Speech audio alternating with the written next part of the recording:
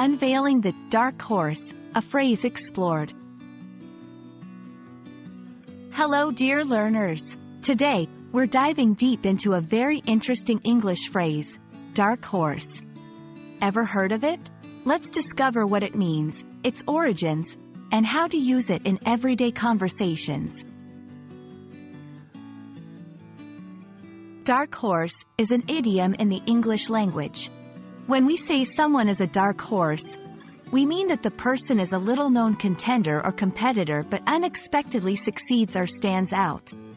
Essentially, it's someone whose skills or abilities are unknown but who surprises everyone when those skills or abilities become apparent.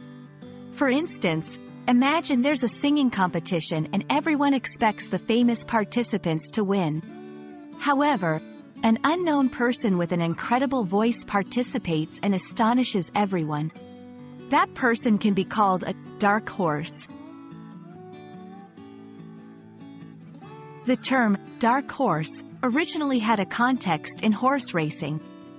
A dark horse was one that was not known to gamblers and therefore was difficult to place betting odds on.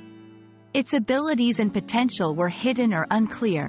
Over time, the term evolved and began to be used more broadly to describe not just horses, but also people or things whose abilities or potential are not immediately evident.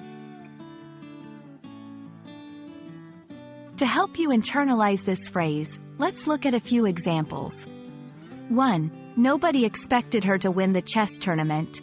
She was truly the dark horse.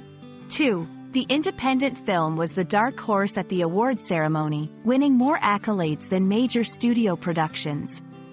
3. In the world of tech startups, there's always a dark horse company that rises to the top unexpectedly. So there you have it, the intriguing journey of the phrase, dark horse, from the racetracks to everyday conversations.